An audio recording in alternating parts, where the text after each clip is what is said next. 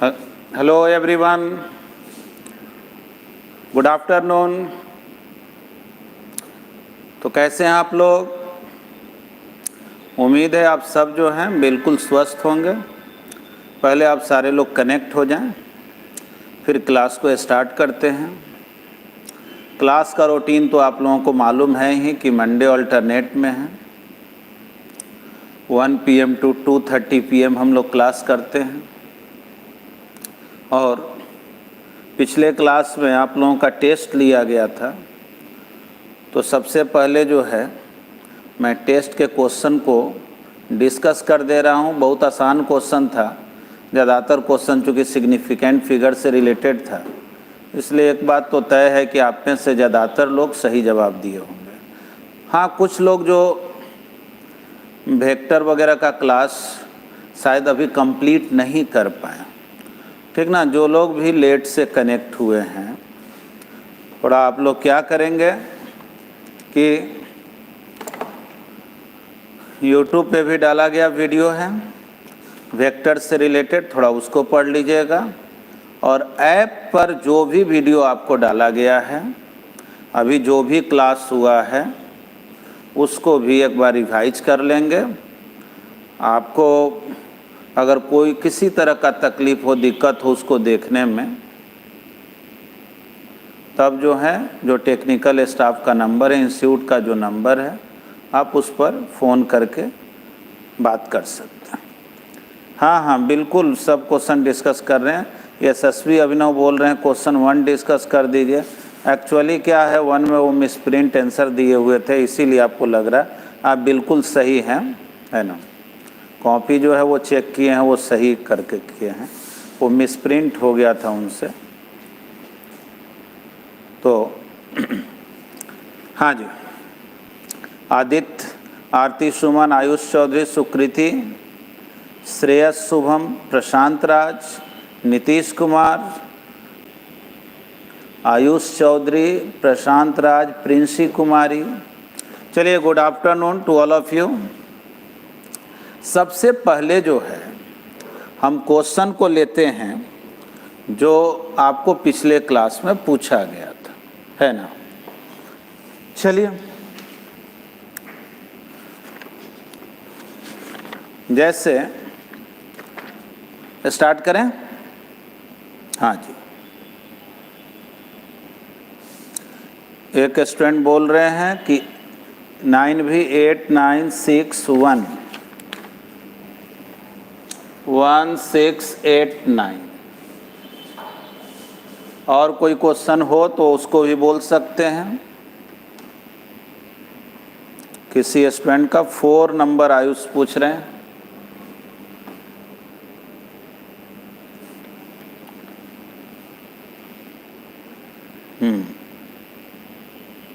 और किसी स्टूडेंट का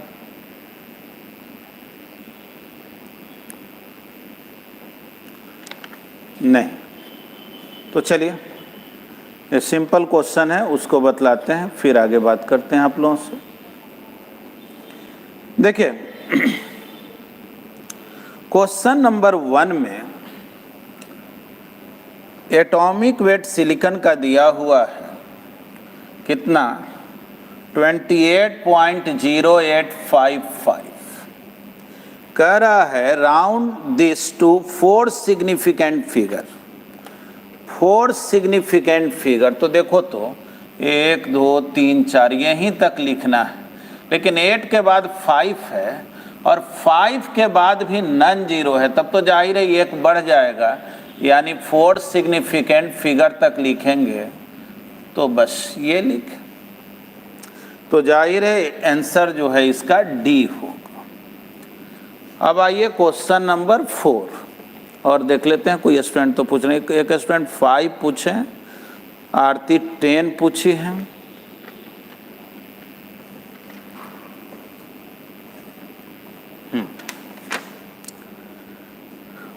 four number, what is 78.5 rounded to 1 significant figure. बिल्कुल बढ़िया क्वेश्चन है, 78.5। और इसको जो है ना वन सिग्निफिकेंट फिगर, मतलब बस यही वाला टर्म तक लिखना। तो देख लो आगे 8 है ना, तो इसको 1 बढ़ा देंगे 8, और इसके बाद 0 भी लिख देंगे। तो सिग्निफिकेंट फिगर में तो 0 काउंट नहीं ना होता है, सिखाए है ना कि नॉन जीरो के बाद कितना भी 0 राइट साइड में लिखा हुआ रहे और अगर डेसिमल नंबर नहीं हो तो वो सिग्निफिकेंट फिगर में काउंट नहीं होता। ठीक है, ऐसे भी देखो ना, अब ये नहीं कोई कहेगा सर तो खाली 8 ना लिख के छोड़ देंगे। अरे तो सोचो 78.5 को अगर राउंड बोलना हो तो कोई 8 बोल सकता है, ऐसा नहीं ना हो सकता है। इसीलिए क्या बोलेंगे 80। ठीक, राउंड माने क्या होता है कि उसको लगभग करो। तो कोई किसी के यहाँ तुम्हारा 78.5 रुपीज़ बाकी होगा तो क्या कहोगे, लाओ राउंड में 8 रुपया दे दो, ऐसा है क्या? बिल्कुल नहीं है ना। अब देखो क्वेश्चन नंबर 5 करो, which of the following measurements contains 2 significant figure. तो देखो जो ऑप्शन सी है यही दिया हुआ, तो आपको याद है ना नॉन जीरो के लेफ्ट साइड में जो भी 0 रहता है, लेफ्ट साइड के 0 सिग्निफिकेंट में काउंट नहीं होता है। इसलिए इसी में जो है कितना सिग्निफिकेंट फिगर है, तो 2 सिग्निफिकेंट फिगर। ठीक ना, 2 significant figure. Question number 6, A and B are vector quantities. ठीक, कह रहा कि कौन इसमें वेक्टर नहीं होगा। तो देखो अगर ए और बी वेक्टर है तो जाहिर है ए प्लस बी भी वेक्टर होता है। ए में से बी को माइनस भी करेंगे तो वेक्टर होगा। ए क्रॉस बी, तो इसको तो वेक्टर प्रोडक्ट ही बोलते हैं, तो ये तो वेक्टर होगा ही। हाँ, कौन नहीं होगा, तो डॉट प्रोडक्ट। डॉट प्रोडक्ट को स्केलर प्रोडक्ट ना बोलते हैं, तो ये नहीं होगा, ये सब तो वेक्टर होगा। यानी सही आंसर ए डॉट बी हुआ, नॉट वेक्टर कहा था। तो ये सब तो वेक्टर है, तो ये सब तो आंसर में नहीं होगा। सही आंसर ए डॉट बी होगा, नॉट कह रहा ना, नॉट वेक्टर। अब देखो जी क्वेश्चन नंबर 8 पूछा गया। 8 प्रॉब्लम में कह रहा है कि वेक्टर ए जो है वो बी क्रॉस सी है। थोड़ा कमेंट भी पढ़ना, किसी बच्चा को कोई दिक्कत हो तो बताएगा भी। तो ध्यान से देखें क्या कह रहा है, vector A equal to B cross C. थोड़ा याद करो तो क्रॉस प्रोडक्ट पढ़े थे, जैसे मान लो ये वेक्टर बी है और ये वेक्टर सी है, तो बी क्रॉस सी, तो बी से सी की ओर जाएंगे। ये कौन डायरेक्शन हुआ, एंटी क्लॉकवाइज ना। तो एंटी क्लॉकवाइज जब होता है तो वो आउटवर्ड होता है। यानी वेक्टर ए जो है, चूंकि बी क्रॉस सी है, तो बी क्रॉस सी का डायरेक्शन आउटवर्ड, यानी वेक्टर ए का डायरेक्शन आउटवर्ड। यानी देखो वेक्टर ए इधर हो गया। ऐसे भी जहां आप क्रॉस प्रोडक्ट पढ़े होंगे वहां बताया गया है कि क्रॉस प्रोडक्ट से जो निकलता है वो बी के भी परपेंडिकुलर होता है, सी के भी, यानी इस प्लेन के ही परपेंडिकुलर हो। यानी बोलेंगे कि ए जो है वो परपेंडिकुलर होगा B and A is perpendicular to C. ये तो गारंटी है। ठीक ना, वो कमेंट कैसे हम पढ़ पाएंगे, थोड़ा देखो। A perpendicular to B and A perpendicular to C, ये तो गारंटी है, क्योंकि ये तो क्रॉस प्रोडक्ट का रूल ही है कि क्रॉस प्रोडक्ट से जो भी निकलता है वो इस दोनों वेक्टर के परपेंडिकुलर होता है।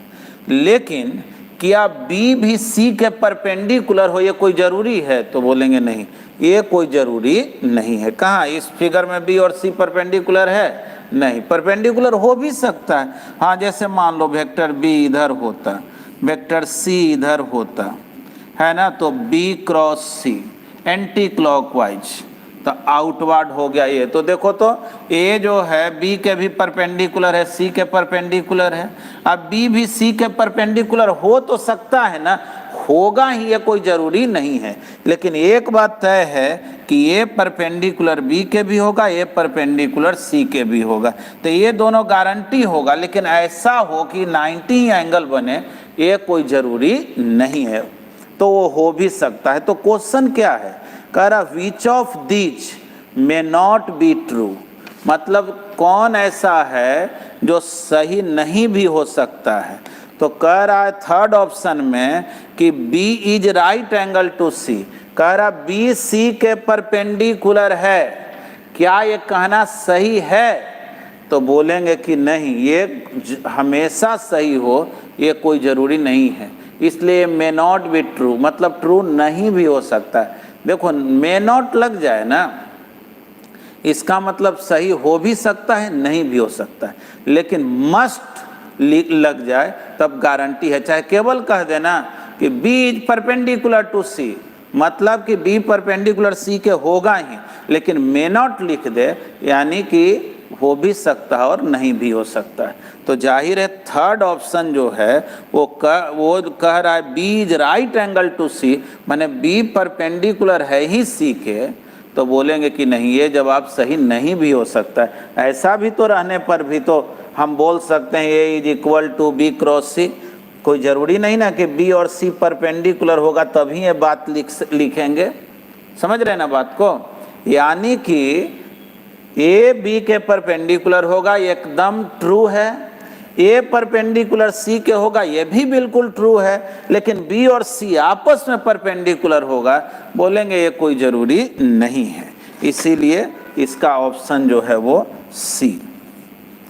चलिए अब चलिए 9 नंबर प्रॉब्लम। तो 9 नंबर प्रॉब्लम में कहा जा रहा है एक है वेक्टर x जो i प्लस जे प्लस के, i प्लस जे प्लस के, और वेक्टर y है वो भी है i प्लस जे प्लस के। तो सोचो ना, दोनों वेक्टर तो इक्वल ही हो गया, और जब दोनों वेक्टर इक्वल हो गया तो दोनों तो पैरेलल हो गया ना, जो ये है वही ये है, यानी इसका जिधर डायरेक्शन इसका, इसलिए दो पैरेलल वेक्टर का क्रॉस प्रोडक्ट निकालोगे तो ये तो गारंटी 0 आएगा। ठीक ना, क्रॉस प्रोडक्ट निकालने आता ही है, निकाल के देख लें 0 आएगा। और डॉट प्रोडक्ट अगर निकालें x डॉट y, तो i को i से i डॉट i 1 होता है, j डॉट j 1 k यानी 3 होना चाहिए। x डॉट y जो है ना वो 3 होना चाहिए, लेकिन आपसे पूछा जा रहा है which of these are not true, कौन सही नहीं है। तो ऑप्शन बी देखो, तो ऑप्शन बी में दे दिया है कि x डॉट y इज -1, तो बोलेंगे कि नॉट ट्रू, यही है इसी, ठीक ना, नॉट ट्रू। जो पूछ रहा कौन नॉट ट्रू है, तो जाहिर है बी ऑप्शन सही होगा, है ना। चलिए अब जो है प्रॉब्लम नंबर 10, बहुत सिंपल क्वेश्चन था। देखो अभी तो हम लोग टाइम सेट नहीं किए थे, अब बहुत जल्दी टाइम भी सेट कर देंगे कि जिससे कि आप एक लिमिटेड पीरियड में आप बनाएं, कारण के तो सीधा सीधा क्वेश्चन था। आइए 10 नंबर प्रॉब्लम कह रहा है for non zero vectors a and b, a cross b is a unit vector. कह रहा है a क्रॉस b जो है ना वो यूनिट वेक्टर है, मतलब कि इसका मैग्नीट्यूड निकालेंगे ना तो 1 आएगा। a cross b is a unit vector, ठीक है। तो a क्रॉस b आप जानते हैं ना क्या होता है, mod a mod b sine theta equal है 1 के। क्वेश्चन में दिया हुआ है कि मॉड a मॉड b दोनों जो है वो √2 के इक्वल, √2। तो √2 इंटू √2 2 हो गया, तो साइन थीटा कितना 1/2, तो तो थीटा हो गया 30 डिग्री, ठीक ना। थीटा कितना हो गया 30 डिग्री। चलिए, उम्मीद है आप लोग जो हैं सब क्वेश्चन जितना भी बतलाए हैं 1, 4, 5, 6, 8, 9, 10 यानी कि 5, 2, 7 क्वेश्चन तो आप लोग पूछ लिए जी, है ना। चलिए लो अलग अलग लोग। अच्छा, अमन बोल रहे हैं सर 7 नंबर भी बता दीजिए। हाँ अमन, आपको बतला दे रहे हैं, आगे पढ़ेंगे सीखेंगे। और या वेक्टर के क्लास आप लगता है कि आप पूरा यूट्यूब पर नहीं देखे, नहीं तो वहाँ वर्क निकालना सिखाए थे। और वर्क जो होता है ना, वो होता है फोर्स डॉट डिस्प्लेसमेंट। और डॉट प्रोडक्ट हमेशा कैसा होता है, स्केलर क्वांटिटी होता है, इसको स्केलर प्रोडक्ट भी बोलते हैं। इसलिए 7 का जो है बी ऑप्शन सही है कि इसमें से कौन वेक्टर नहीं है, तो बोलेंगे वर्क जो है वो वेक्टर नहीं। हाँ ठीक है। तो आप में से कुछ लोगों का तो निश्चित रूप से सब सही रहा होगा, और उम्मीद है आप सब लोगों के अपने क्वेश्चन का जवाब मिल चुका है।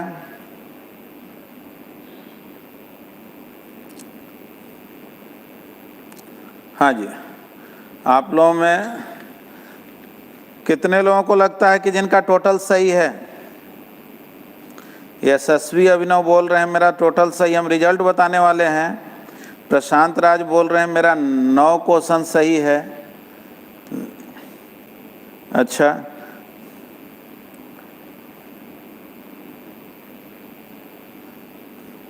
अब आप लोगों को रिजल्ट बता दे रहे हैं।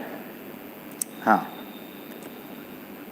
रिजल्ट है यशस्वी अभिनव, आपको 40 मार्क्स है, यानी कि टोटल सही है आपका। अथर्व, एक मिनट, अर्थव कश्यप है कि अथर्व था जी? अथर्व कश्यप, शिखा सुमन, आप दोनों का 36 मार्क्स है, यानी एक क्वेश्चन आप लोग कोई छोड़ दिए हैं।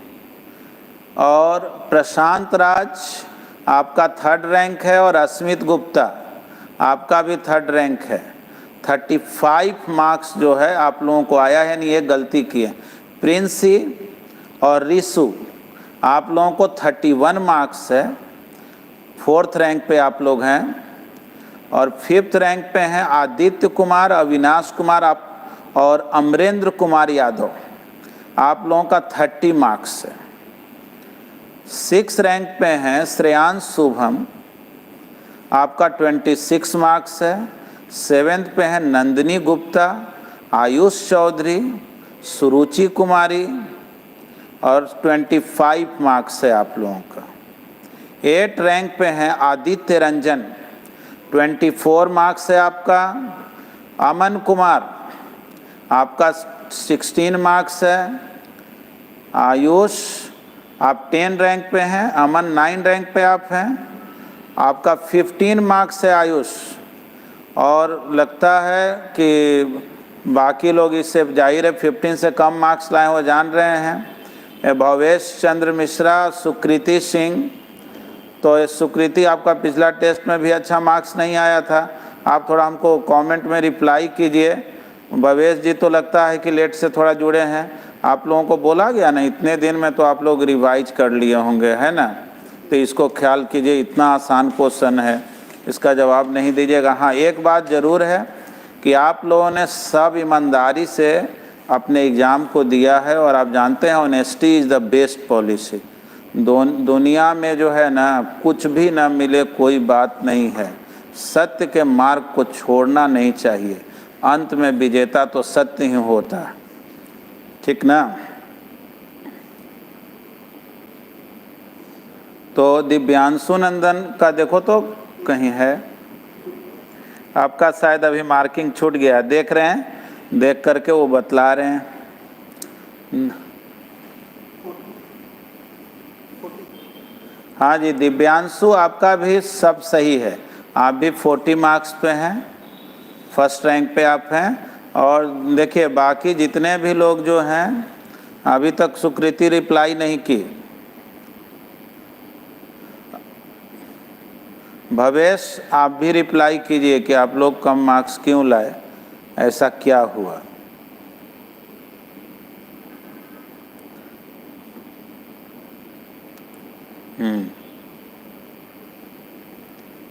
शिखा बोल रही कि मैंने एक नहीं किए थे। चलिए, आप बहुत बढ़िया की थी। आप इसी से समझ लीजिए कि जो लोग 9 क्वेश्चन बनाया और एक छोड़ दिया वो सेकंड रैंक पे हैं, और जो लोग 9 क्वेश्चन बनाए और एक क्वेश्चन गलत कर दिए वो थर्ड रैंक पे चले।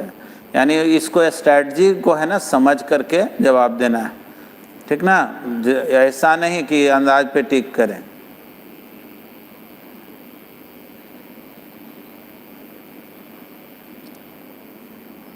हाँ, कुछ देर में आंसर जमा किया गया था ना। देखिए, आप लोगों को सबको बता दें कि मेरा मानना यही है कि हर इंसान जो है शुरुआत में सच्चाई के ही रास्ते को फॉलो करता है। वो जब डगमगाने लगता है, कहीं उसको फ्रस्ट्रेशन आता है, कहीं उसको निराशा मिलती है, तो फिर जो है वो कभी कभी शॉर्टकट अपनाने लगता है। कभी कभी माता पिता के दबाव भी या शिक्षक का भी एक्सपेक्टेशन बच्चों को इस रास्ते से हटाता है। जैसे पिताजी जैसे बोले तुम्हारा 95% नहीं आएगा, तो फिर जो है वो शायद बहुत गुस्साने लगे, पनिशमेंट देने लगे। या कभी कभी जो है ना कुछ लोग मार्क्स को लेकर के बहुत ज़्यादा पैनिक हो जाते हैं, है ना। कुछ टीचर भी जो हैं वो बहुत दबाव बनाने लगते हैं। तो बच्चा को पढ़ाई में इंटरेस्ट है ज़्यादा, प्रेशर फील होने लगता है। और बस याद रखना, कोई भी व्यक्ति अगर जीवन में बहुत आगे गया है ना, तो वो इंटरेस्ट से वर्क करके गया है। हाँ, प्रेशर लेना पड़ता है, बिना स्ट्रेस का कुछ नहीं होता है। जीवन में सबको तनाव लेना पड़ता है, लेकिन इतना ज़्यादा हम तनाव में रहें कि गलत काम करना शुरू कर दें कि चलो भाई मेरा इतना मार्क्स आना चाहिए, नहीं होगा तो हम अपने बगल वाले दोस्त को ही जो है ना वो देख करके लिख लेते हैं, ये कर लेते हैं, वो कर लेते हैं। तो बिल्कुल नहीं, वो सब काम नहीं करना है। चलो, हो सकता है हमने आंसर सेंड कर दिया और उसके पहले आप सबमिट नहीं किए थे, फिर भी आप जो है ना एकदम इतना ऑनेस्टी बनाइए ना कि जीभ पर समझिए चीनी रखा हुआ है और कहिए कि हम इसका टेस्ट नहीं ले सकते।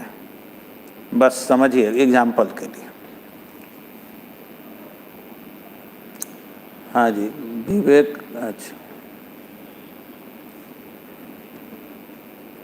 रैंक तो बोला गया है ना, रिजल्ट में रैंक बोला गया। नहीं होगा तो रैंक के साथ रिजल्ट जो है हम फिर से लगा देंगे, ठीक ना। चलिए,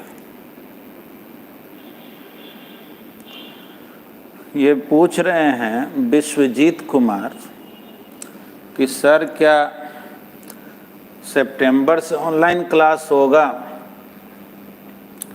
देखिए, ऑनलाइन क्लास के बारे में कुछ भी नहीं कहा जा सकता कि वो कब से होगा, क्योंकि ये पूरी तरह से गवर्नमेंट पे डिपेंड कर रहा और ना ही कोई नोटिफिकेशन मिला।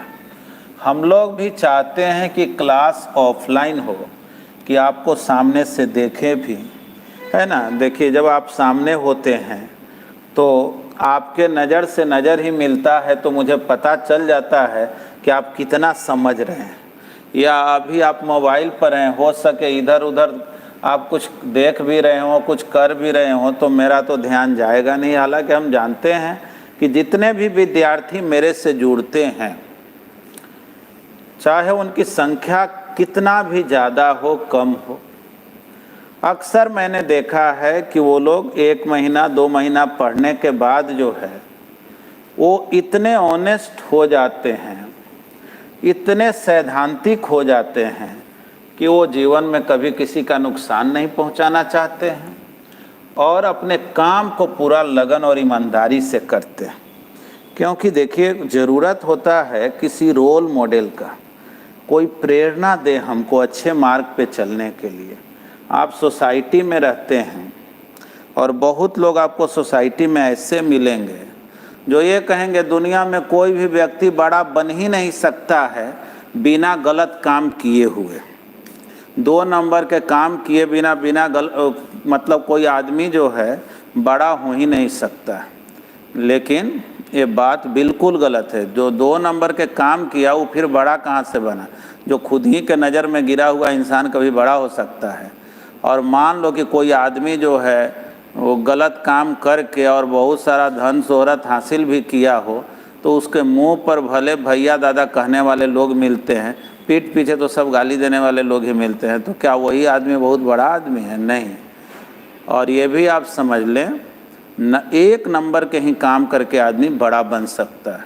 और ये बता दें, जैसे पढ़ाना तो निश्चित रूप से बहुत बढ़िया काम है, क्योंकि आप समाज में शिक्षा देते हैं, बच्चों का चरित्र भी निर्माण करते हैं।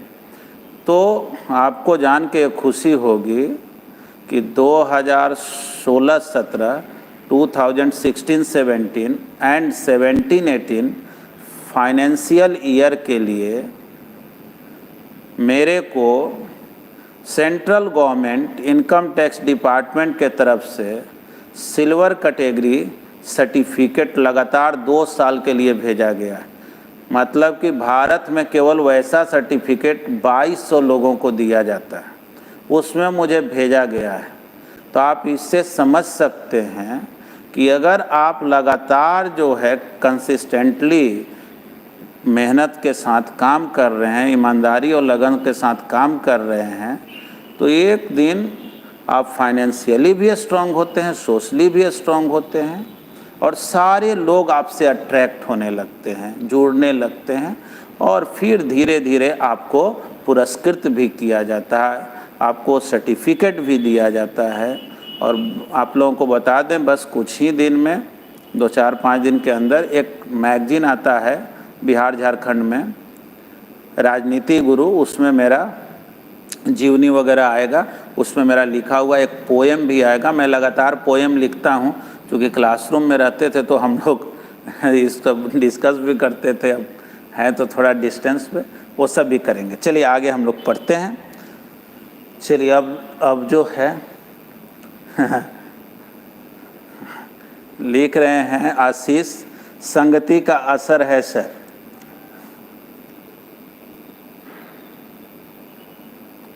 हाँ बिल्कुल बिल्कुल, कोई बात नहीं, समझ में तो ऑनलाइन में भी आएगा। क्या अभी तक समझने में दिक्कत हुआ है आप लोगों को? नहीं ना, है ना? समझने में दिक्कत नहीं होगा, ठीक ना? थोड़ा सा इंटरेक्शन का प्रॉब्लम है, कोई बात नहीं। देखिए, हम लोग पिछले क्लास में मैथमेटिकल क्लास किए थे, एक छोटा सा टॉपिक है, उसी में उसको भी आगे बढ़ाएंगे, लेकिन आज जो है ना एक छोटा सा टॉपिक ले रहे हैं। वो टॉपिक थोड़ा अलग हट करके है, सिलेबस वाइज देखने में लगता नहीं है कि कहीं लिखा हुआ है, लेकिन वो सिलेबस का ही पार्ट है। तो अब जो है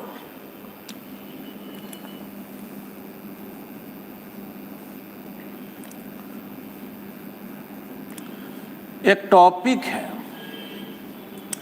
जिसको हम लोग रेफरेंस फ्रेम बोलते हैं, ठीक ना? Reference frame. आज इस टॉपिक को मैं पढ़ाऊंगा, फिर उसको भी आगे मैं एक्सटेंड करूंगा। ध्यान से देखें, अब एकदम बढ़िया से ध्यान से देखना है।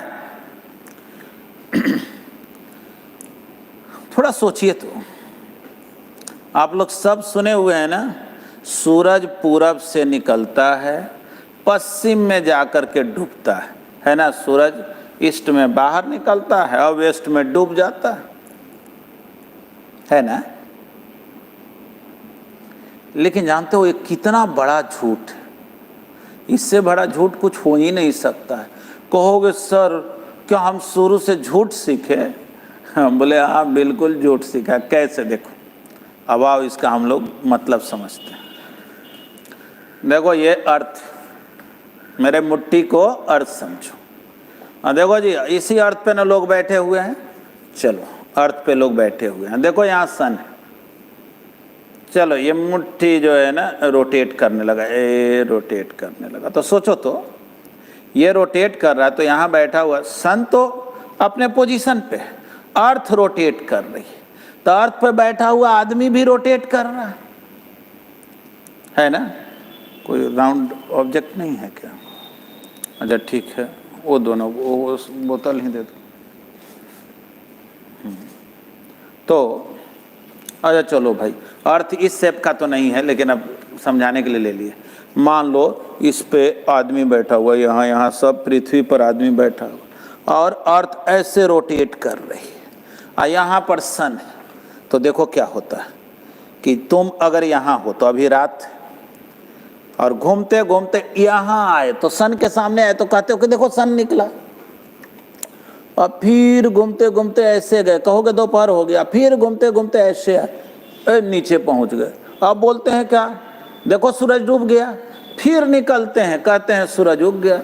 अब बोलो तो सही बात है कि सूरज ना उगता है ना डूबता है, हम ही लोग ना उगते डूबते हैं, हम ही लोग घूम रहे हैं। अब बोलते क्या है, सूरज के सामने आए, बोले देखो सूरज निकला, फिर कहते हैं देखो डूब गया, निकला डूब गया। उम्मीद है आप समझ गए होंगे कि सूरज जो है ना उगता है ना डूबता है, हम लोग ही घूमते रहते हैं और हम लोगों को लगता है कि हम लोग नहीं घूम रहे हैं, सूरज घूम रहा है ना। थोड़ा सा ध्यान दीजिए तो, ट्रेन में बैठ करके जा रहे हों और खिड़की से जमीन को देखिए, जमीन को देखिए ना, और बगल में झाड़ी वाड़ी है, देखिए बढ़िया से क्या हो रहा है। आप ट्रेन से जा रहे हैं, लगता है कि झाड़ी भाग रहा है, पीछे भाग रहा है, पत्थर भाग रहा है, मिट्टी भाग रहा है, सब भागना शुरू कर रहा है। कितना फास्ट भाग रहा है, क्या वाकई में भाग रहा है? ऐसा होता है क्या? तो नहीं। इसका मतलब ये हुआ कि हम जो देखते हैं और जो होता है वो दोनों एक बात नहीं। क्या बोले? हम जो देखते हैं और जो होता है वो दोनों एक बात नहीं, वो दोनों दो अलग अलग बातें। जा रही है ट्रेन और भागते नजर कौन आ रहा? जमीन भाग, है ना। तो थोड़ा सोचो, ऐसे याद करो तो, सब ट्रेन में कभी ना कभी बैठा ही होगा। अरे ट्रेन से बैठ के जा रहे हो और सामने से कोई ट्रेन आती है, याद करो कैसा लगता है, एकदम सन करते निकल गया है कि नहीं। लगता है तुमको कि बाप रे बाप, सामने वाला ट्रेन कितना सुपर फास्ट है। हम जिस ट्रेन में बैठते हैं वो चलता है धुक धुक धुक धुक धुक धुक, और सामने वाला जो है एकदम सन, है ना। और विचित्र बात जानते हो क्या है? उसमें भी जो बैठा हुआ आदमी है ना, उसको भी वही लगता है कि हमारा ट्रेन है धुक धुक धुक धुक, आई देखो सामने वाला सन। कितना विचित्र बात है जी, क्या क्या लग रहा है, सोचो। चलो ध्यान से सुनो, चलो मेरे को ट्रेन समझो। ट्रेन में हम बैठे हुए हैं, ट्रेन जा रही है इधर, मेरे ट्रेन को नंबर 1 ट्रेन बोलो, उधर से जो ट्रेन आ रही है वो नंबर 2 है। एक आदमी जो है ना ओवर ब्रिज पर है, प्लेटफॉर्म पे जो बना हुआ ओवर ब्रिज है, वो आदमी दोनों ट्रेन को देख रहा है, जो एक ट्रेन इधर जा रही है और एक ट्रेन इधर आ रही है, दोनों को देख रहा है। तो इसमें बैठा हुआ आदमी, जिसमें हम बैठे हुए हैं, हम बोलेंगे कि भाई ये जो ट्रेन है ना, ये तो एकदम सुपर फास्ट है, सामने से जो नंबर 2 ट्रेन आ रही है वो सुपर फास्ट है। और जो प्लेटफॉर्म पे, जो ओवर ब्रिज पर बैठा हुआ आदमी है ना, वो क्या बोलेगा कि ऐसा कुछ नहीं है, दोनों तो बराबर ही स्पीड से चल रहा है, ये जितना स्पीड से जा रहा है उतना ही से तो ये भी जा रहा है। वो कहा कि मान लो ओवर ब्रिज पर जो बैठा हुआ है स्पीडोमीटर से देख रहा है, ये बोला हमको तो ये भी नजर आ रहा है कि 10 मीटर पर सेकंड से जा रहा है, और ये भी 10 मीटर पर सेकंड से जा रहा है, लेकिन इसमें बैठा हुआ आदमी को लग रहा है नहीं ये तो 20 से जा रहा है। तो बतलाओ तो, दोनों ट्रेन 2 को देखा, ट्रेन 1 में बैठा हुआ आदमी ट्रेन 2 को देखा तो कहा कि ट्रेन 2 20 मीटर पर सेकंड से जा रही है, और ओवर ब्रिज पर बैठा हुआ आदमी बोला कि ना ना ट्रेन 2 का स्पीड 10 मीटर पर सेकंड है। थोड़ा सोच के बतलाओ तो, ट्रेन 2 के स्पीड के बारे में कौन सही बता रहा है, ट्रेन 1 में बैठा हुआ आदमी को ओवर ब्रिज पर बैठा हुआ आदमी? कौन जो है सही बता रहा है? ट्रेन 1 में बैठा हुआ आदमी कह रहा है कि ट्रेन 2 20 मीटर पर सेकंड से जा रही है, और ओवर ब्रिज पर बैठा हुआ आदमी जो आराम से जमीन पर बैठ करके देख रहा, वो बोल रहा ना ना ट्रेन 2 तो 10 ही मीटर पर सेकंड से जा रही। किसका जवाब सही है? ओवर ब्रिज पर बैठा हुआ आदमी का ये लोग बोल रहे हैं जवाब सही है, प्लेटफॉर्म वाला, है ना। अब चलिए, अब आइए मेरा जवाब सुनिए। बोलेंगे, हाँ ठीक है, बोलेंगे क्या दोनों का जवाब सही है? दोनों अपने अपने रिस्पेक्ट में बोला है, यानी ट्रेन 1 में बैठा हुआ आदमी के रिस्पेक्ट में ट्रेन 2 का वेलोसिटी 20 मीटर पर सेकंड, और ओवर ब्रिज पर बैठा हुआ आदमी का ओवर ब्रिज पर जो बैठा हुआ आदमी के रिस्पेक्ट में ट्रेन का वेलोसिटी 1 मीटर पर सेकंड है। इसका मतलब क्या हुआ कि भाई कोई भी ऑब्जेक्ट को जब देखते हो ना, तो कहाँ बैठ के देख रहे हो ये मायने रखता है। ट्रेन 1 में बैठ के देखोगे तो वही चीज़ दूसरा नज़र आएगा, ओवर ब्रिज पर बैठ जाओगे कुछ अलग नज़र आएगा, हवाई जहाज में बैठ के ट्रेन 2 को देखोगे अलग नज़र आएगा। तो एक बात तो समझ गया ना कि जो तुझे दिखता है कोई ज़रूरी नहीं कि वही चीज़ दूसरे को भी दिखता हो, ये सब चीज़ रिलेटिव है। क्या क्लियर है ना? ये सब चीज रिलेटिव है। तो अब बतलाओ, बोलते हैं अर्थ पर बैठा हुआ आदमी कहता है देखो सूरज निकला, देखो बीच में आ गया, आइए देखो डूब गया, है ना। गैलीलियो के नाम सुने हो तुम लोग? गैलीलियो साइंटिस्ट का नाम सुने हो? तो हाँ बिल्कुल, सब कह रहा सुना ही है, गैलीलियो टेलीस्कोप वगैरह इतना फेमस है, ठीक ना। ये बतलाओ, गैलीलियो को जो है मौत की सजा दी गई थी, किस कारण से मालूम है? तो गैलीलियो को इसलिए मौत की सजा दी गई थी कि वो यही बोला था कि सन जो है वो एक तरह से सोलर सिस्टम में सन समझो रुका हुआ है, अर्थ हो या अदर प्लेनेट हो, मार्स हो, मरकरी हो, जुपिटर हो, ये सब जो है ना इसके चारों ओर मूव करते रहता है। तो वहाँ का जो किंग था ना, राजा था, उसको बुलाया, और अक्सर तो जानते ही हो राजा के नाक कान तो उनके चमचे होते हैं, है ना। और राजा को एक भी बात अपने समझ के बाहर पसंद नहीं होता। तो गैलीलियो को बुलाया गया और कहा गया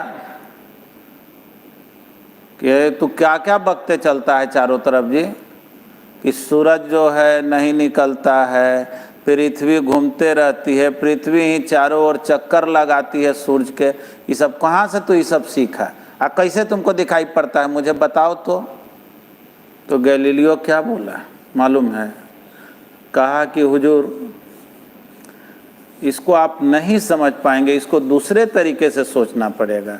अगर आप सन पर बैठ करके देखें तो ये सब बात स्पष्ट हो जाएगा। तो कहे कि तू सन पे बैठने गया था, है तोरा कैसे? तो उसी में 2 चमचा बोला कि देखिए नहीं तो आप ही को बुर्बक कह रहा है, आप ही को बेवकूफ़ कह रहा है, कह रहा आप नहीं समझ सकते हैं। तो क्या हुआ जान ही रहे हो। तो वो राजा जो है गुस्सा में उसको कहा फांसी पे लटका दो, है ना। फांसी पे लटका देने से गैलीलियो तो मर गया, लेकिन गैलीलियो का स्टेटमेंट गलत था क्या? याद रखना, करोड़ों अरबों के लोग के बीच भी अगर सत्य हो तो सत्य पे रहो, दुनिया एक दिन तुम्हारा नाम लेगी गैलीलियो की तरह, ठीक ना। जीना ऐसे भी क्या लाखों वर्ष है क्या, एक छोटा सा टाइम पीरियड ही ना लाइफ का है, तो फिर गलत रास्तों पे क्यों रहे। ठीक किया गैलीलियो जो अडिग रहा, नहीं तो आज किसका नाम हम लोग लेते, वो तो बेचारा मुकर जाता, ना ना भाई छोड़ दो, जान बचे तो लाखों पाए, है कि नहीं। चलो ठीक है, उम्मीद है तुम लोग समझा होगा, है ना। चलो, तो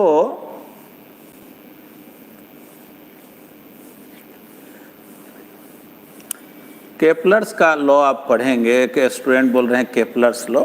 केपलर्स का जो लॉ दिया गया था ना वो दूसरा था कि इलिप्टिकल पाथ में जो है ना वो हम लोग का ग्रेविटेशन में पढ़ना कि जितना भी प्लैनेट्स है वो सन के चारों ओर इलिप्टिकल पाथ को फॉलो करता है, ठीक ना। और वो और भी टाइम पीरियड वगैरह से रिलेटेड लॉ था, वो आपको नहीं पता है, ठीक ना। तो इतना तो आप समझे।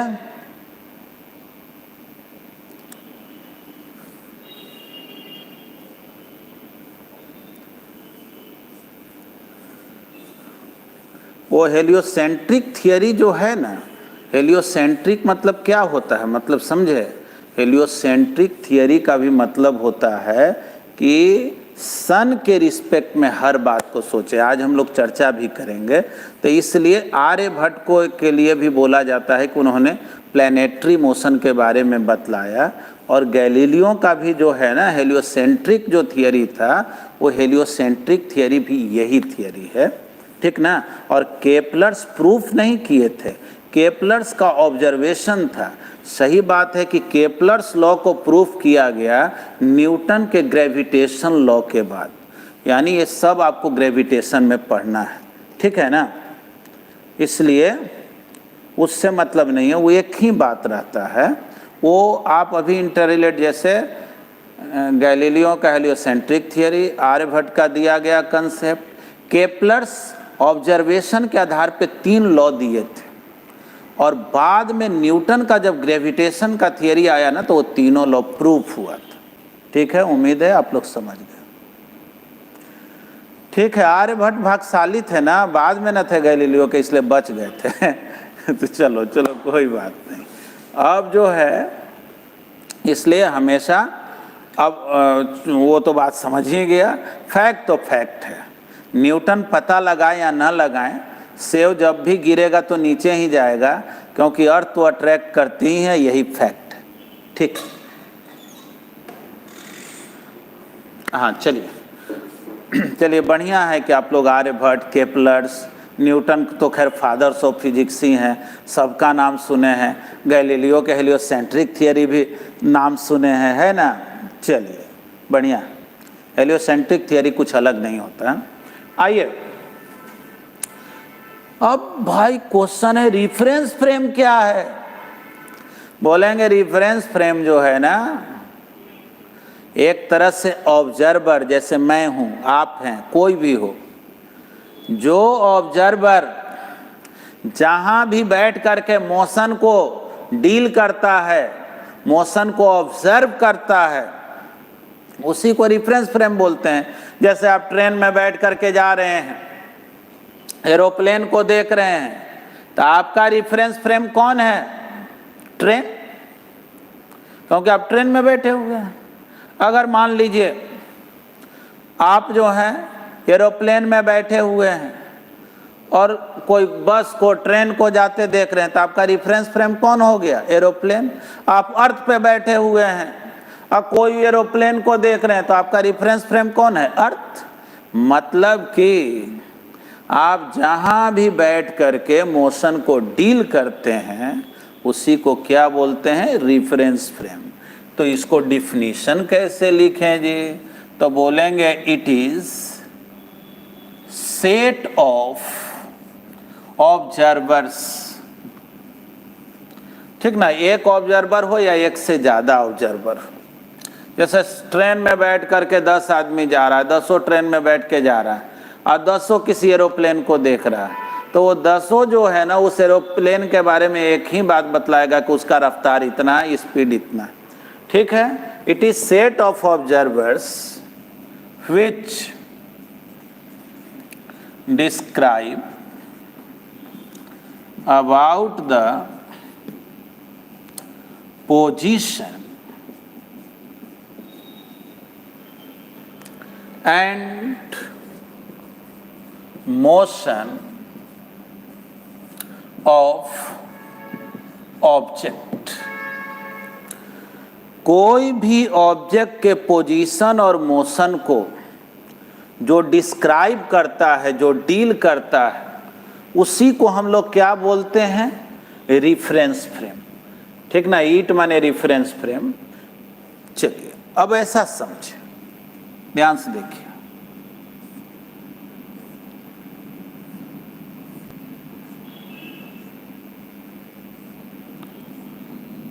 ये क्या बन गया जी?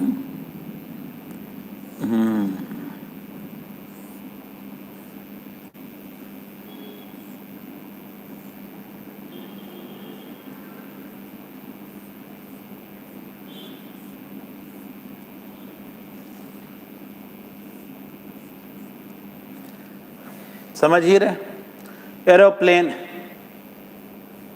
सपोज करो दो ठो ऑब्जर्वर, इसको ऑब्जर्वर मान लो, इसको ऑब्जर्वर 1 बोलते हैं, इसको ऑब्जर्वर 2 बोलते हैं।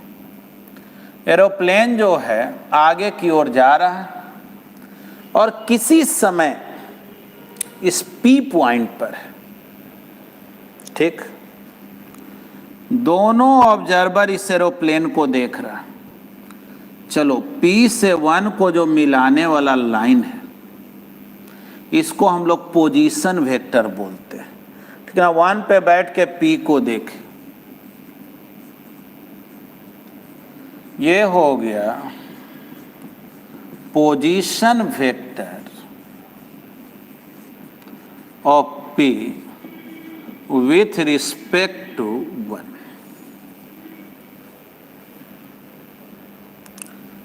अब P को 2 से मिला दो,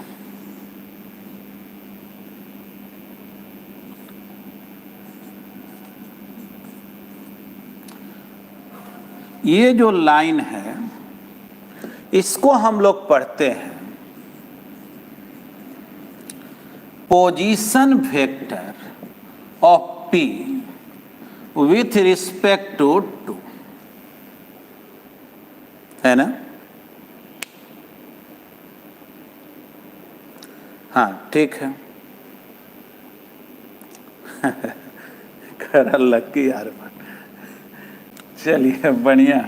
आर्यभट्ट को जो है ना मेनली जो शून्य के खोज किए ना, उसके लिए उनको ज़्यादा जाना जाता है। और आप लोग जो हैं, मेरा यूट्यूब पर एक पोएम है मैं बिहार हूँ, उसमें मैंने आर्यभट्ट का जिक्र किया है। चूँकि आर्यभट्ट अपने बिहार के ही थे तो, और यहीं खगोल के थे। तो देखिए,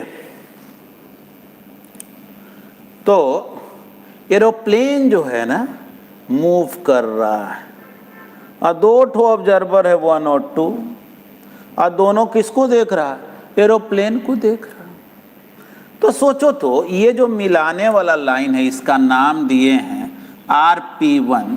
तो एरोप्लेन अभी यहाँ है, कुछ देर के बाद यहाँ है, यहाँ है, यहाँ है, यहाँ है। तो बतलाओ तो ये जो लाइन है बदलते जाएगा कि नहीं? अभी यहाँ है तो RP1A हुआ, यहाँ पहुँचेगा RP1A हुआ, यहाँ होगा RP1A हुआ, फिर उसी तरह से यहाँ पहुँचेगा RP2 हो गया। मिलाने वाला लाइन बदलते जाएगा कि नहीं? क्लियर है? यानी कि हम लोग बोलेंगे क्या कि P को 1 से जो मिलाने वाला लाइन है या P को 2 से जो मिलाने वाला लाइन है, एरोप्लेन आगे बढ़ते जाएगा और ये लाइन बदलते जाएगा, है ना? ये लाइन बदलते जाएगा। अब चलिए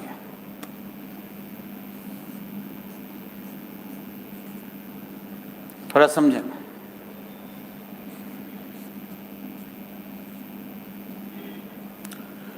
लेकिन अगर 1 और 2 थोड़ा ध्यान से देखेंगे, देखो एरोप्लेन तो जैसे जैसे बढ़ेगा RP1 और RP2 तो बदलते जाएगा, लेकिन क्या इन दोनों को मिलाने वाला जो लाइन है क्या ये भी बदलते जाएगा?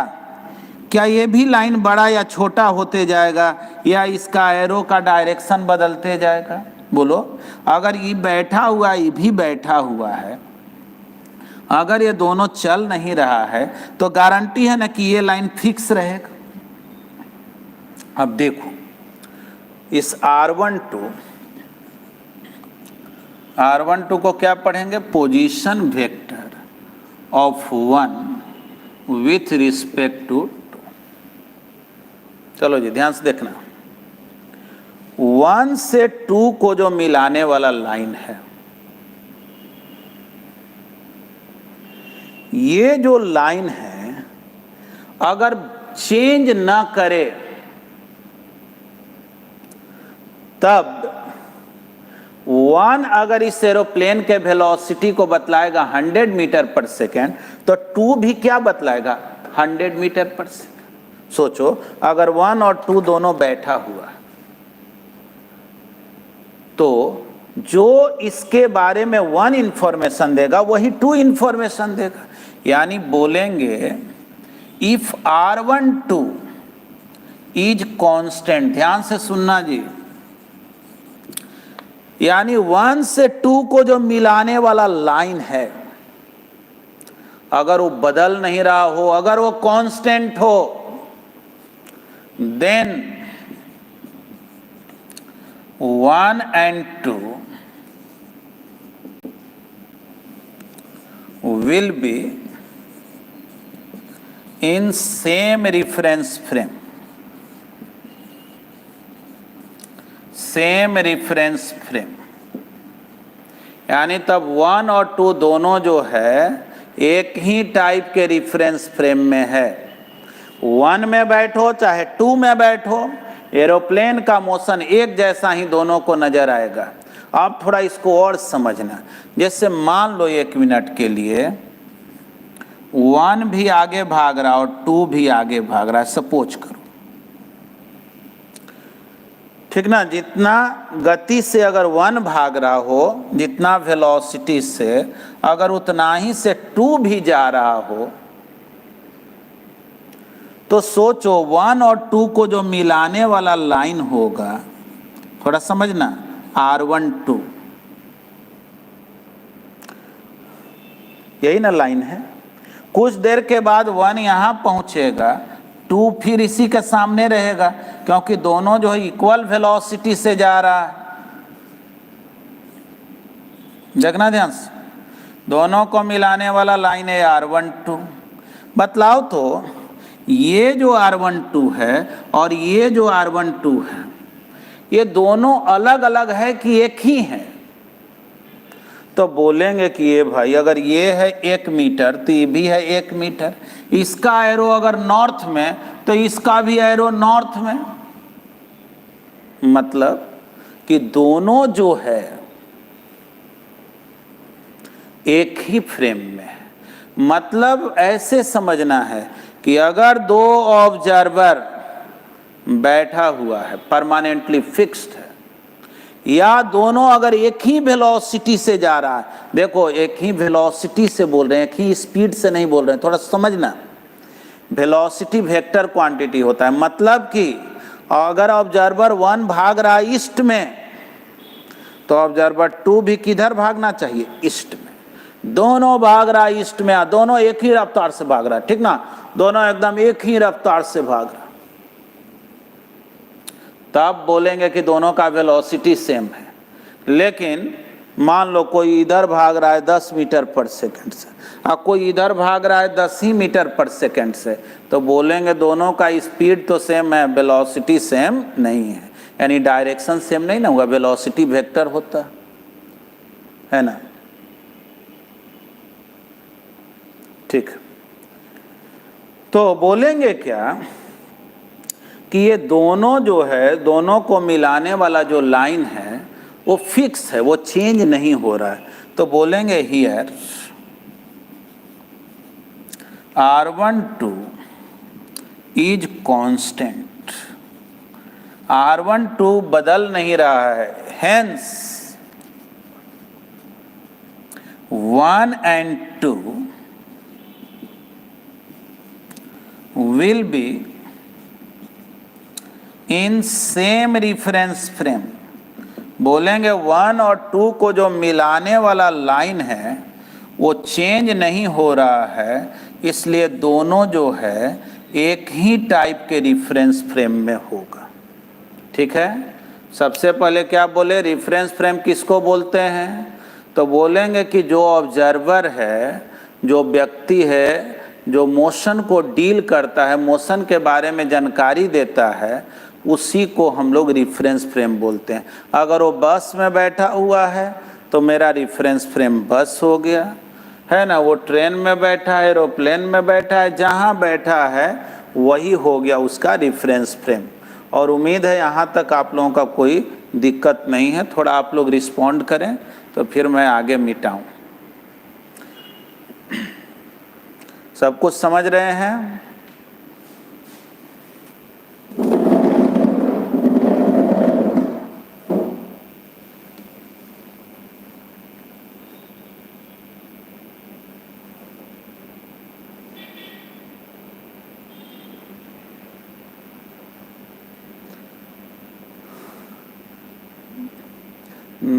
प्रशांत शर्मा बोल रहे हैं नो सर। विश्वजीत तो यस बोल रहे हैं। अमन नो सर, नो प्रॉब्लम। ठीक है, कुछ लोगों के नो में भी यस है, कुछ लोग कह रहे हैं कि दिक्कत नहीं है, उसको नो बोलते हैं। अच्छा ठीक से। सुरुचि बोल रही है कि लास्ट वाला फिर से बता, एकदम बता दे रहे। Nitish yes sir. वो थियरी ऑफ रिलेटिविटी है दिव्यांशु नंदन, अभी वो सब उतना दूर मत जाइए कि लाइट क्यों, ठीक ना, वो सब बहुत आगे पढ़ना। सर अगर दो लोग अलग अलग व्हीकल में बैठा हुआ हो और दोनों व्हीकल सेम वेलोसिटी से जा रहा हो तब भी दोनों सेम रेफरेंस फ्रेम में होगा, एकदम होगा। समझो ये दोनों अलग है, ये भी एक अलग कार है, ये भी एक अलग कार है। 10-10 मीटर पर सेकंड से दोनों ईस्ट में जा रहे तो ये एक ही फ्रेम हुआ। ठीक, आशीष बोल रहे हैं no problem. Sarvesh yes sir, done. और प्रशांत यस सर, समझ गए। ठीक है, चलिए सुरुचि बोली है कि एक एग्जाम्पल को फिर समझ, एग्जाम्पल तो ढेर देंगे, आपको सब समझ में आ जाएगा, फिर भी इसका हम डिस्कशन करते हैं। ठीक, आइए।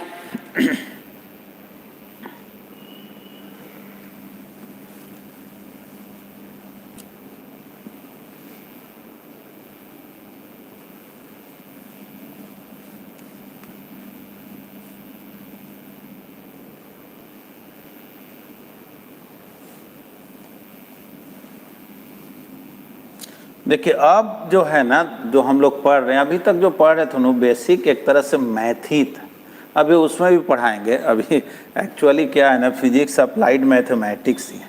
चलो जी, वैसे तो सारे लोग को समझा दे, सुरुचि स्पेशली देखेंगे। देखिए 1 भी जा रहा है इधर 10 मीटर पर सेकंड से और 2 भी भाग रहा है 10 मीटर पर सेकंड, ठीक ना, ऐसे एकदम देखो समझ लो कि 2 ठो ट्रेन है, अगल बगल के पटरी पे चल रहा है, एकदम ऐसे दोनों एक ही रफ्तार से जा रहा है, ठीक ना। तुम इसमें बैठी हो, तुम्हारा फ्रेंड इसमें बैठा, और दोनों जो है ना, तीसरा एक एरोप्लेन को देख रहा है। तो जो ये जानकारी देगा वही ये जानकारी देगा। तो एक तरीका कहने का ये है कि 1 और 2 को मिलाओ, ये मिला दिए, ये लाइन है, ये R1 2 है, थोड़ा सोच के बताना, R1 2 है। अब फिर कुछ देर के बाद 1 यहाँ पहुँचेगा तो 2 भी यहाँ पहुँचेगा, क्योंकि दोनों भाग रहा है। मिलाएंगे तो फिर ये दोनों को मिलाने वाले लाइन को R1 2 बोले। थोड़ा सोच के बतलाओ तो, ये जो दोनों का लंबाई है, लेंथ है, क्या इक्वल है? तो है।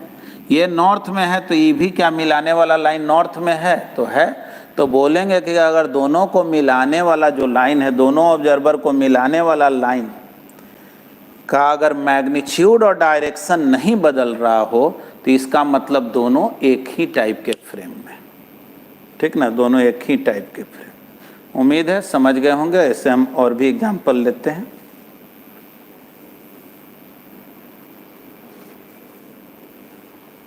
देखेंगे, थोड़ा सोच के बताना। तो चलो जी, तुम जो है एक गोलंबर के सेंटर पे बैठे हुए हो और तुम्हारा फ्रेंड जो है स्कूटर से गोलंबर के चक्कर लगा रहा है। ठीक ना। तुम बैठे हुए हो, तुम्हारा नाम 2 है, तुम्हारा फ्रेंड का नाम 1, और 1 जो है ना गोलंबर के चारों ओर घूम रहा। कह रहा ये बतलाओ ये दोनों ऑब्जर्वर, दोनों व्यक्ति एक ही फ्रेम में है कि अलग अलग फ्रेम में? Both are in same frame और are in different reference frame.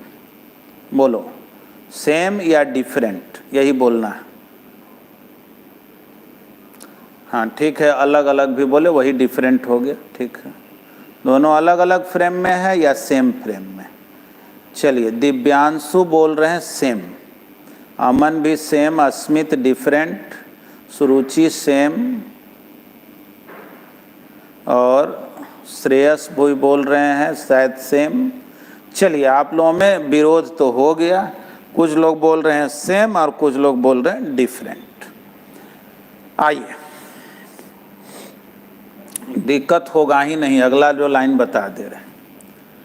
पहले तो ये बताओ, एगो बैठा हुआ और एगो दौड़ रहा है, क्या दोनों का वेलोसिटी इक्वल है? बोलो, क्या दोनों का वेलोसिटी इक्वल है? बिल्कुल नहीं। अब एगो आदमी ऐसे बैठा हुआ है और एगो भाग रहा है, कोई कहेगा कोई बात नहीं, हम लोग दोनों तो एक ही स्थिति में, ऐसा है क्या? नहीं ना। तो बोलेंगे क्या कि ये सेम फ्रेम में तो है ही नहीं, 1 and 2 are in 2 different reference frame. लेकिन कुछ लोग कहेगा कि सर 1 और 2 को मिलाइए ना पहले आप, तो चलो मिला तो दे रहे हैं, मिला दे। कहिए कि अब देखिए ना इसको कहाँ बदल रहा है, कुछ देर के बाद 1 यहाँ पहुँचेगा और 1 और 2 को फिर मिलाइए ना, तो चलो मिला दिए, क्या हो गया R12। ठीक है, बोलो तो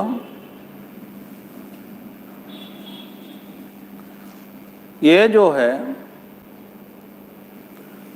ये और ये सेम है क्या?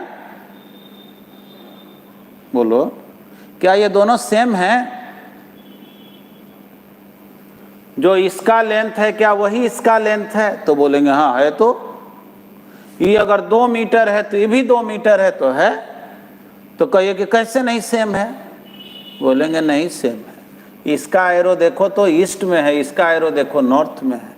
यानी बोलेंगे क्या कि here R12 is not constant. 1 और 2 को मिलाने वाला जो लाइन है ना वो कांस्टेंट नहीं है। हाँ, R12 का जो मैग्नीट्यूड है, अगर ये 2 मीटर है तो ये भी 2 मीटर है। बोलेंगे क्या R12 is not constant because its direction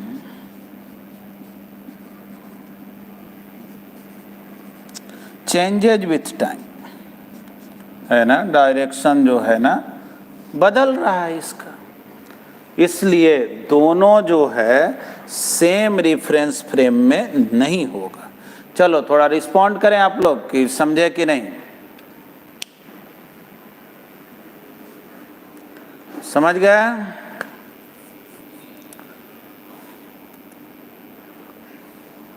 चलिए, दिव्यांशु बोल रहे हैं यस सर, सब लोग यस बोल रहे हैं, सबका नाम नहीं बोल रहे हैं हम। आरती सुमन यस, प्रशांत शर्मा यस, ठीक है, सब लोग बोल रहे हैं। अभिनव बोल रहे हैं 100%। अक्षरा वर्मा बोल रही हैं कि सर आप रिपीट कर सकते हैं। क्यों नहीं रिपीट कर सकते, इसीलिए तो पूछ रहे हैं ना आपसे। चलिए देखिए, 1 और 2 को जब मिलाइएगा तो जाहिर है ये रेडियस है, इस सर्कल में घूम रहा है। आपके दिमाग में है रेडियस तो सर नहीं बदलता है। हाँ, रेडियस का लेंथ नहीं बदलता है। अगर हम डायरेक्शन का बात करें तो सोचो तो 1 को 2 से मिलाएंगे, है ना, मिलाने वाला लाइन ये हो गया, देखो एरो इधर, 1 यहाँ 2 यहाँ, मिलाने वाला लाइन ऐसे। आप देखो कुछ देर के बाद 1 यहाँ पहुंचा, मिलाने वाला लाइन ऐसे। बोलो तो ये सब जगह जो R1 2 है क्या वही के वही है? बदल जा रहा है कि नहीं? हाँ, लेंथ नहीं बदल रहा है लेकिन डायरेक्शन बदल रहा है ना। और याद रखेंगे बताया गया है कि R1 2 नहीं बदलना चाहिए, मतलब कि इन दोनों को मिलाने वाला जो लाइन है ना, यानी वो जो पोजीशन वेक्टर है ना, उसका मैग्नीट्यूड बदलना चाहिए ना उसका डायरेक्शन बदलना चाहिए, है ना। उम्मीद है अक्षर आप समझ गए होंगे। हाँ, आप कमेंट कीजिएगा। हाँ जी, देखना कमेंट देखते रहना, बताना क्या बोल रहे क्या। हाँ जी, आप देखें, आप लोगों के लिए सोच करके जवाब देंगे। देखो ये काम तो ऐसे एकदम बहुत आसानी से ऐसे सोच सकते हो, इतना दिमाग नहीं लगाएंगे। बोलेंगे भाई 2 बैठा हुआ और 1 भाग रहा है, तो दोनों का वेलोसिटी सेम है। ऐसा हो सकता है क्या? तो गांधी मैदान के एकदम बीच में जाकर बैठ गए और तुम्हारा दोस्त कह रहा है चक्कर लगाओ, तो जो तुम्हारा हालत वही तो मेरा हालत, एक ही बात है क्या? नहीं ना। इसलिए अगर वेलोसिटी सेम नहीं है, वेलोसिटी कब सेम होता है? तो जितना रफ्तार से 1 दौड़े उतना ही रफ्तार से 2 दौड़े, और 1 अगर ईस्ट में दौड़े तो 2 भी ईस्ट में दौड़े, चाहे 1 अगर बैठा हुआ और 2 भी बैठा हुआ हो। इसलिए जब वेलोसिटी सेम होगा तब, है ना, जब वेलोसिटी सेम होगा तब वो सेम रेफरेंस फ्रेम। चलिए आइए देखें। देखो अब ऐसा है, 2 गो दोस्त, कहिए कि 2 गो काहे रहता है।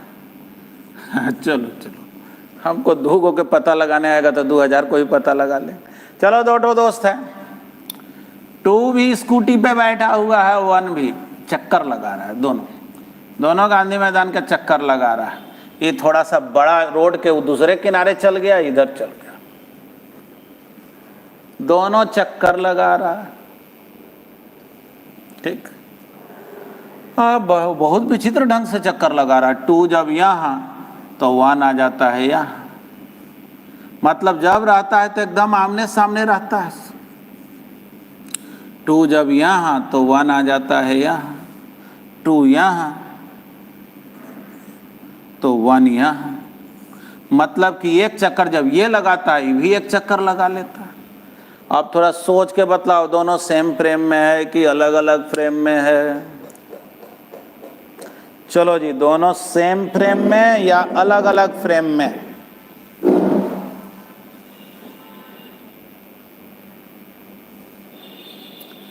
चलिए, अथर्व बोल रहे हैं अलग फ्रेम, अस्मित भी बोल रहे हैं डिफरेंट फ्रेम, आशीष भी, यशस्वी, अभिनव, सर्वेश बोल रहे हैं सेम, आरती डिफरेंट, है ना, प्रिंसी बोल रही हैं सेम। चलिए, आप लोगों का मत जो है बटा हुआ है, कुछ लोग डिफरेंट कुछ लोग सेम। हालांकि ज़्यादातर लोग जो है ना वो डिफरेंट बोल रहे हैं, कम लोग सेम बोल रहे हैं। तो क्या किया जाए, किसको लॉक किया जाए?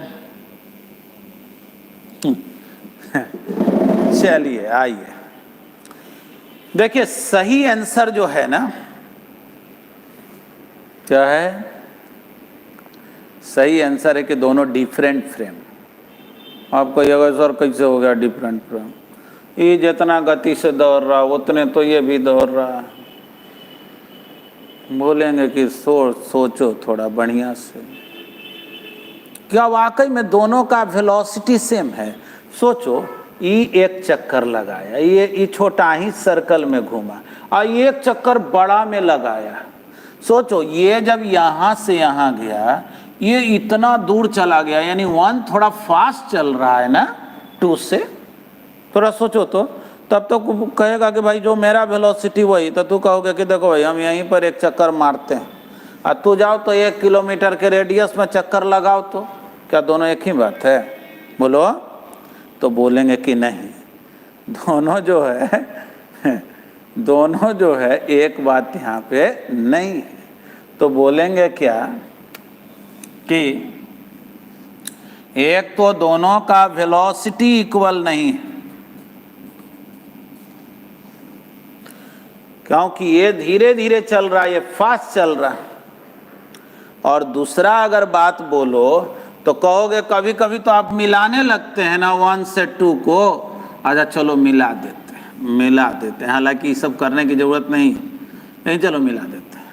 अच्छा बतलाओ तो R12 और ये R12 इक्वल है? तो वो भी इक्वल नहीं, क्योंकि इसका डायरेक्शन ईस्ट में, तो इसका नॉर्थ में, तो इसका वेस्ट में, इसका साउथ में, है कि नहीं? यानी वो भी सेम नहीं है। यानी कि समझ लो यही रीजन है कि R12 कांस्टेंट नहीं है, R12 इज नॉट कांस्टेंट। लेकिन R12 पर जल्दी मत जाओ, काहे के लिए अब जाना, हमारे पास तो है ही मेथड। दोनों का वेलोसिटी सेम होना चाहिए, सीधे स्टार देकर के लिखेंगे व्हेन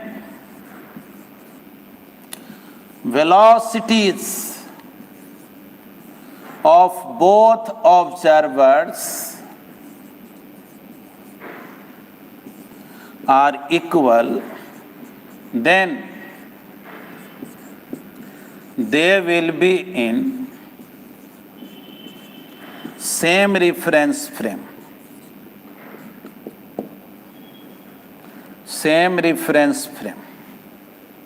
ठीक ना? दोनों का वेलोसिटी इक्वल हो तो दोनों सेम रेफरेंस फ्रेम में। चलिए यहां तक तो हो गया।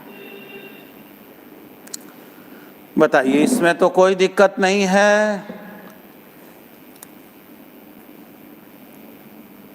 No problem.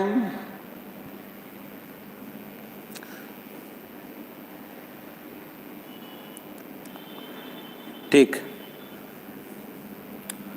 अब इसको भाई मिटाते हैं। एक क्वेश्चन और पूछ लें क्या आप लोगों से? कहो तो एक क्वेश्चन पूछ लेते हैं।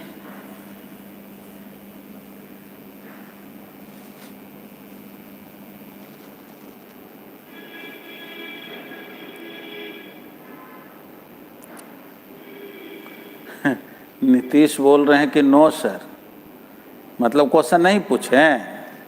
काहे नहीं पूछेंगे? चलो मेरे को तो स्टूडेंट क्या बोल रहा है, हाँ पूछने के लिए आए। अच्छा वो पहले वाला जवाब था, कोई बात नहीं। चलो चलो देखो, थोड़ा सा हम लोग गर्मी के दिन है, पहाड़ पे चलते हैं। चलो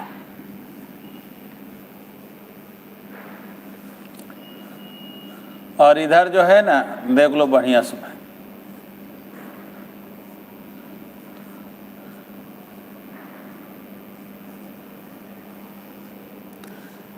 क्या है कि दो दोस्त जो है सोचा कि भाई माउंट एवरेस्ट पे चला जाए। ठीक है, एक दोस्त जो है ना थोड़ा पहले निकल गया, दूसरा भी पीछे से आ रहा था, लेकिन पहला तो पहुंच गया एकदम टॉप पर, और दूसरा जो है बैठ गया कि वन जब आएगा तो साथ ही लौट जाएंगे, अब हमको जाने का मन नहीं, हम थक गए।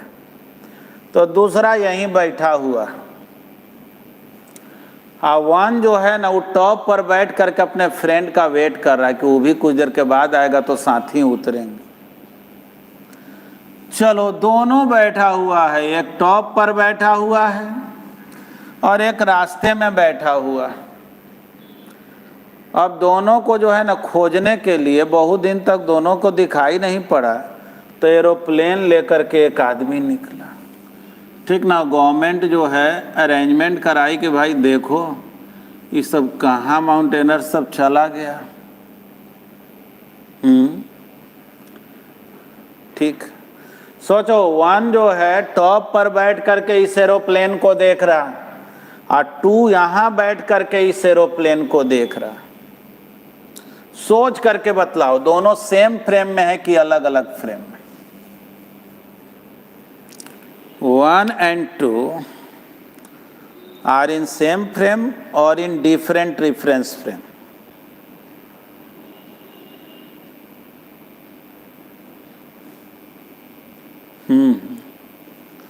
चलो, same frame, same same same,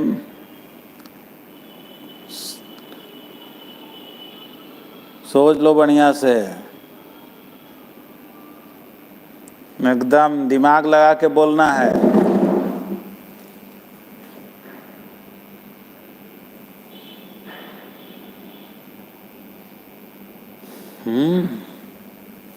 तो सब सेम सेम बोल रहा है। हाँ? आयुष बोले डिफरेंट, अब बाकी सेम, वो सब सेम है ना? चलिए, तो देखिए, हम बोल रहे थे कि सोच के बोलिए, सोच के बोलिए। तो एक बोल रहे हैं कि हम डिस्कनेक्ट हो गए थे, माने डिस्कनेक्ट नेट के वजह से हुए थे कि चले गए थे कहीं? हाँ हाँ, ठीक है, ध्यान से देखें, बोलेंगे इसमें कौन दिमाग लगाना भाई। 1 भी बैठा हुआ है, 2 भी बैठा हुआ है, दोनों बैठा हुआ है, तो सेम फ्रेम, सेम बिल्कुल सही जवाब है। हम जान रहे हैं आयुष क्यों डिफरेंट बोले, क्योंकि हम बोल रहे थे सोच के जवाब दीजिए, सोच के जवाब दीजिए, तो उनको लगा सब कोई सेम बोल रहा है तो हम डिफरेंट बोल दें। बिल्कुल नहीं, अपना जवाब इस बदलना नहीं है, जो आपके माइंड में आ रहा है ना उसके वजह से बोले। हाँ ठीक है, देखो क्वेश्चन क्या है कि एक ऑब्जर्वर जो है ना पहाड़ के टॉप पर बैठा हुआ है और एक बीच में बैठा हुआ, दोनों बैठा हुआ है, चल नहीं रहा है कोई, दोनों बैठा हुआ है, और दोनों को खोजने के लिए एक एरोप्लेन आ रहा है। बतलाओ ये दोनों सेम फ्रेम में है कि अलग अलग फ्रेम में है? तो बोलेंगे दोनों सेम फ्रेम में है, क्योंकि दोनों का वेलोसिटी 0 है, दोनों बैठा हुआ है, ठीक ना? Hence both are in same reference frame, ठीक ना? Same reference frame. अब थोड़ा सोचो, अब कुछ स्टूडेंट ऐसे कहेगा सर इसको मिलाएं इससे, तो बोले मिलाएं, उससे मिलाएं चाहे ना मिलाएं, उससे क्या हुआ? हमको 1 और 2 को ना मिलाना होता है, एरोप्लेन से क्या लेना देना, एरोप्लेन आए चाहे मत है। कोई कहे कि देखो जी 2 ठो दोस्त, एक ट्रेन में एक बैठा हुआ, दूसरा में दूसरा बैठा हुआ, दोनों जा रहा है, बोलो सेम फ्रेम की डिफरेंट फ्रेम, तो क्या बोलोगे? एरोप्लेन किधर है? एरोप्लेन से क्या लेना देना, इसको आपस से ना मतलब, एरोप्लेन आए चाहे मत है, ये दोनों सेम फ्रेम है ना? उम्मीद है आप लोग समझ गए होंगे, वैसे तो बहुत लोग समझे हैं, कोई दिक्कत नहीं, कोई बात नहीं। अब आइए, ये तो हम लोग रेफरेंस फ्रेम के बारे में थोड़ा बहुत सीखे हैं। अब जानिए, ये जो रेफरेंस फ्रेम है ना,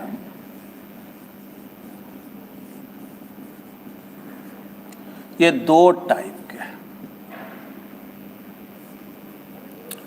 एक है इनर्शियल रेफरेंस फ्रेम, दूसरा है नॉन इनर्शियल रेफरेंस फ्रेम।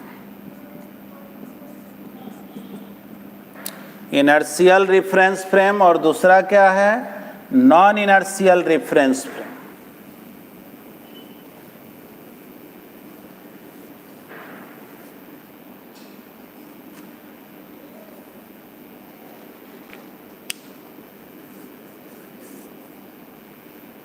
अच्छा देखें, inertial reference frame,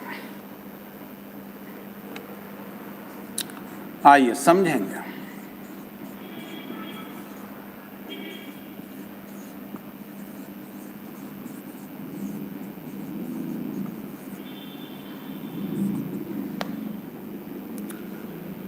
inertial reference frame क्या है? तो जो फ्रेम या तो रेस्ट में है, ध्यान से सुनो, जो फ्रेम या तो रेस्ट में है, कार में तुम बैठे हुए और कार रुकी हुई, या कार जो है ना कांस्टेंट वेलोसिटी से जा रहा। ये कांस्टेंट वेलोसिटी क्या होता है जी? यानी अगर कार का वेलोसिटी 10 मीटर पर सेकंड है तो हमेशा 10 रहना चाहिए, और कार अगर ईस्ट में जा रहा है तो ईस्ट ही में जाते रहना चाहिए, ये नहीं डायरेक्शन इधर उधर बदलना नहीं है। यानी कि इनर्शियल रेफरेंस फ्रेम के डिफिनीशन में हम लोग बोलेंगे कि the frame which is either in rest or moving with constant velocity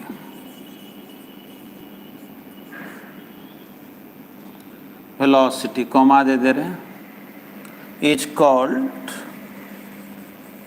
short में लिख दे रहे हैं इनर्शियल रेफरेंस फ्रेम, IRF लिख दी। जो फ्रेम या तो रेस्ट में हो या कांस्टेंट वेलोसिटी से जा रहा, यानी बोल सकते हो ऑल नॉन एक्सेलरेटेड, जिसमें एक्सेलरेशन नहीं हो। एक्सेलरेशन कब आता है? जब वेलोसिटी में चेंजिंग होता है। All non accelerated frames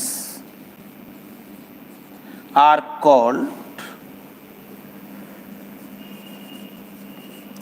inertial reference frame. उम्मीद है आप लोग समझ गए होंगे।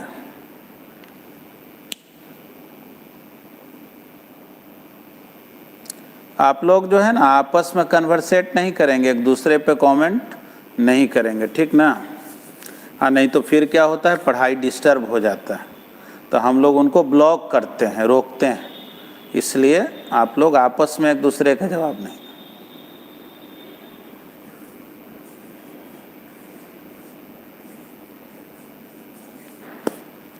ठीक,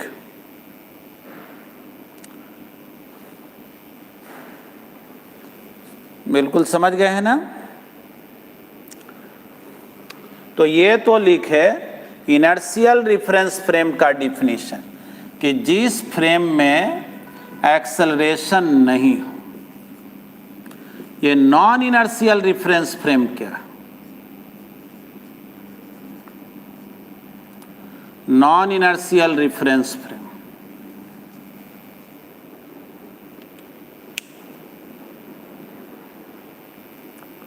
तो जिस फ्रेम में एक्सेलरेशन, यानी जिसका वेलोसिटी बदलने वाला, चाहे वो डायरेक्शन से बदले, मैग्नीट्यूड से बदले या दोनों से बदले, यानी कि all accelerated frames, all accelerated frames are called non-inertial reference frame. All accelerated frames are called non-inertial reference frame, है ना? जिसमें कोई एक्सेलरेशन नहीं हो, जो रेस्ट में हो या चले तो कांस्टेंट वेलोसिटी से चले, वो इनर्शियल, और जिसमें ऐसा नहीं हो, इसका वेलोसिटी बदलते जाए, उसको क्या बोलते हैं? Non inertial. अब देखो, हेलियोसेंट्रिक एक टर्म होता है, हेलियोसेंट्रिक रेफरेंस फ्रेम का। जैसे अभी कुछ देर पहले बच्चा बोला था कि सर गैलीलियो हेलियोसेंट्रिक थियरी दिए थे। हाँ, हेलियोसेंट्रिक क्या है? हेलियोसेंट्रिक थियरी में ये मान करके चला जाता है कि सन जो है ना वो रेस्ट में है, अब प्लैनेट चारों ओर मूव कर रहा है। थोड़ा समझना, एक बात बता रहे, तुम लोग थोड़ा सोच के बोलना। हम लोग सब अर्थ पे बैठे हुए हैं, चलो मान लो सब बैठे हुए, तुम भी क्लास कर रहे हो बैठे हुए। बोलो, हम लोग इनर्शियल फ्रेम में है कि नॉन इनर्शियल फ्रेम में है? अर्थ कैसा फ्रेम है, इनर्शियल है कि नॉन इनर्शियल है?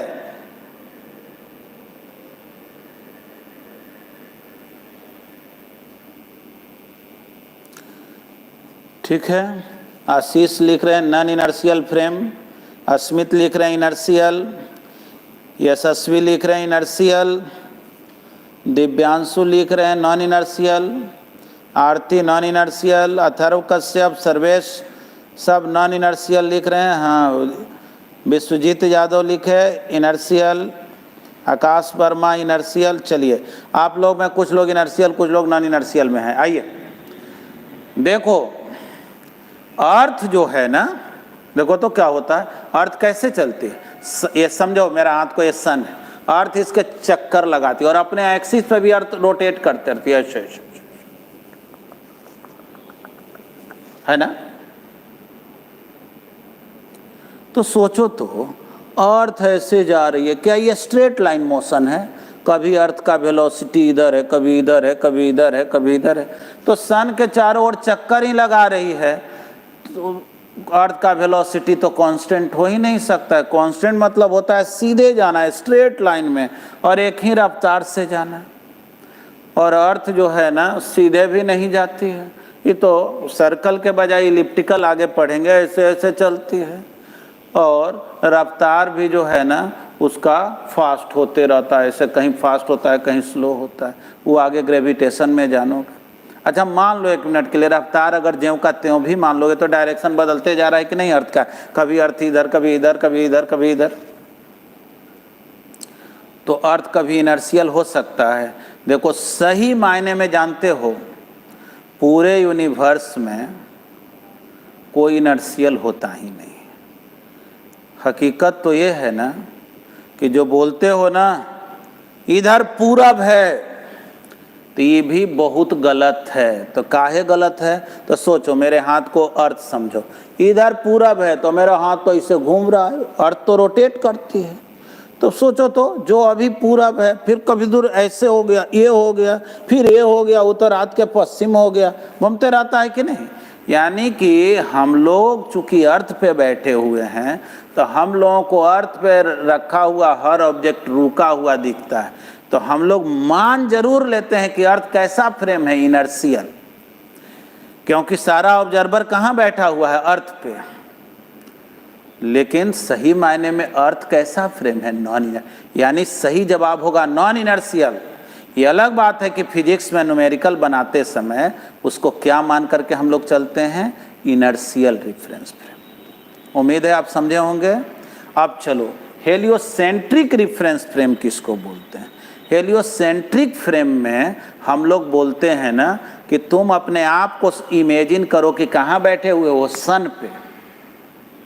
तुम कहोगे बाप रे बाप, ये तो आग ही लग जाएगा। अरे समझो, सन जो है वो ठंडा ही है, बैठे हुए, चलो आराम से। तो सोलर सिस्टम में जो सौरमंडल है, उसमें हम लोग मान के चलते हैं कि सन जो है वो रेस्ट में है और सारा प्लेनेट उसके चारों ओर मूव कर रहा है।